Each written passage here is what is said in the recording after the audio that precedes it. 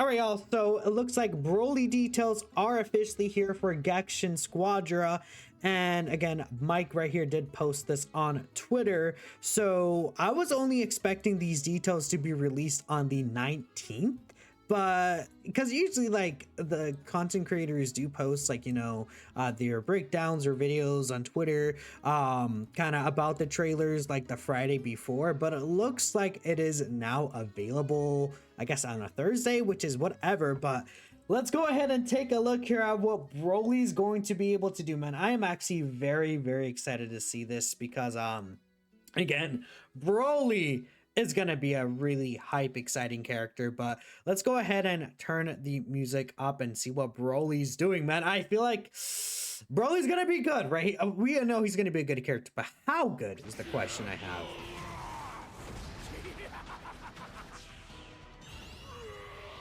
All right, there's his transformation. We saw a lot of this like in the original trailer. So legendary Super Saiyan Broly. Let's see what this boy's doing. So is that like a taunt? I don't think so. I think they're just moving towards him. But I don't know, does he afflict him with anything right here? I guess we could see. Let me just play the trailer. Let's just see what happens. It looks like he has this like kind of thing around him, like this aura. Interesting. So this is his ultimate, huh? Oh, okay. It's like an AoE ultimate. Okay. Let's see what Broly's doing. So there isn't much to go off of right there initially, but let's see. So concept, a raging hero who doles out despair with fiendish tenacity. Okay. Let misery fall upon foes near and far as you unleash the overwhelming power upon them. The bloodbath awaits. So they're basically saying this guy is going to be pretty good. That's what they're saying right there. So let's see here. Damage roll, of course, is what we expected. So here's Fiendish Tenacity. Increases enemy hero despair gauge when skills land. So he has a gauge under them specifically when he lands a skill. He gets strike defense up against enemy heroes with any despair gauge filled. And rush attack damage dealt increases with gauge level. Okay. The more enemies a single attack hits, the more the gauge fills. Then it looks like the gauge depletes when taking rush attack damage from enemy heroes or after not dealing damage to them for a set period of time. So if they continue to rush attack you, they get rid of their bar, or if you don't do damage to them for a set period of time, the gauge will deplete.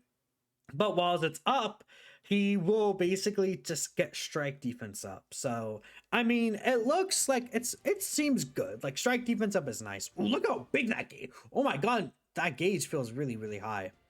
So physical attack, the higher the despair gauge, the more damage. Oh my god.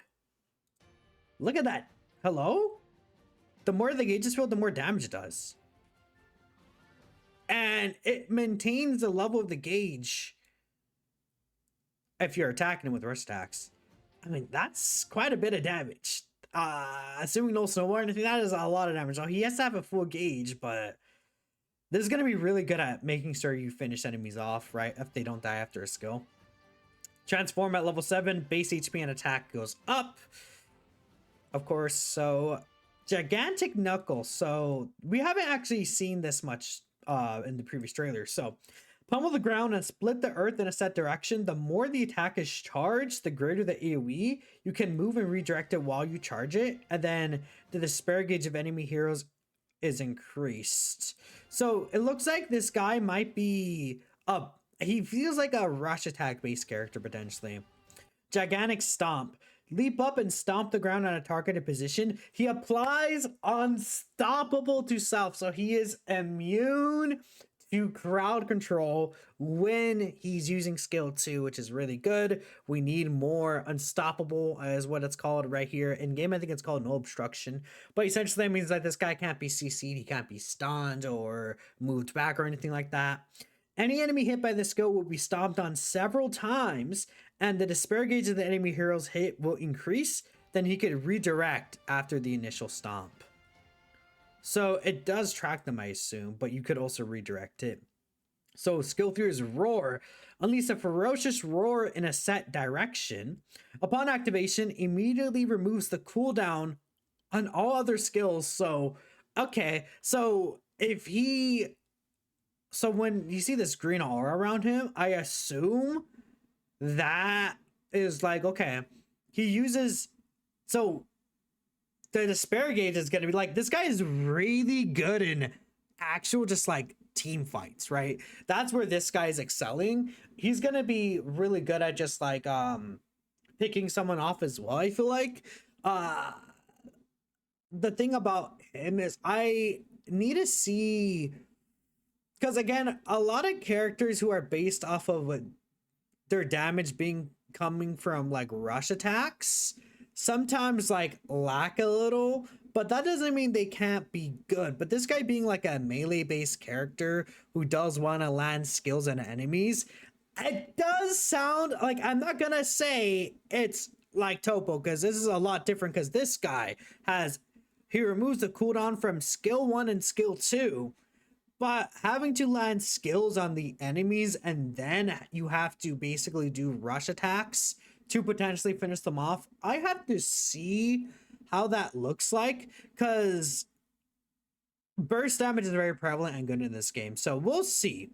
We will see. I'm not going to make any direct comparisons, because again, we could see these trailers. And I always say this in every single one of these videos. We could see these trailers, but we need to see the skill cooldown. I need to see how strong this guy is maybe going to be with build up. Maybe how much health this guy could be. Or maybe he might want to run snowball. Like, there's a lot of things to keep in mind when it comes to how a character looks in game versus their preview, right?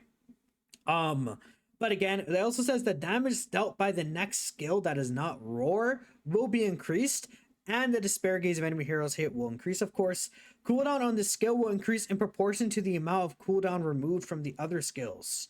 So okay, I see. So like if you barely use skill 1 and then you refresh the skill, you're not going to like you're going to have an increased cooldown, but the cooldown will be lower if you use the skill and the other skills are also lower in their own cooldown. So you might have to like kind of think about when you might use the skill 3 or a time it and things like that, but okay.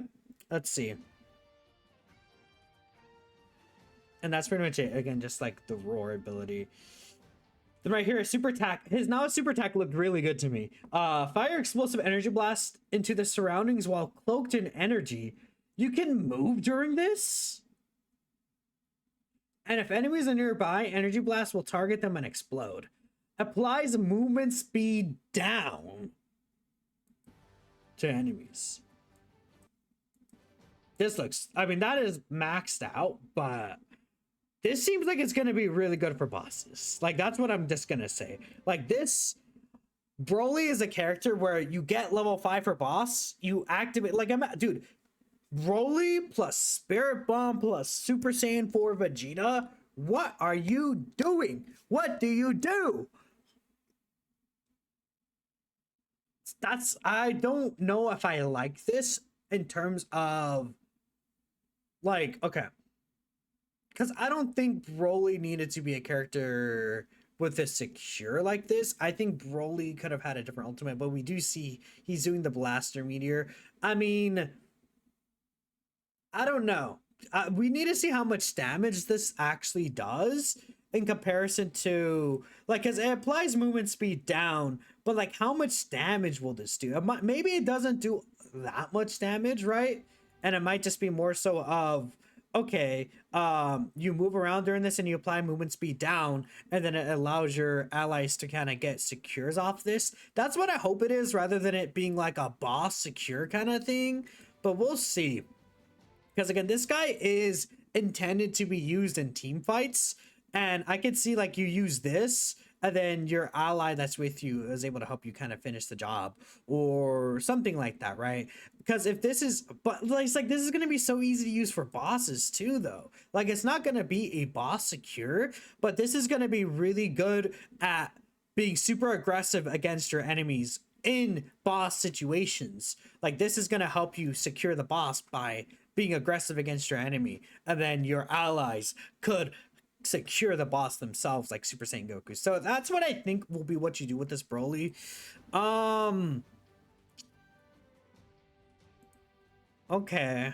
I mean, overall, I'm liking what I'm seeing from Broly here, and I think he's very good.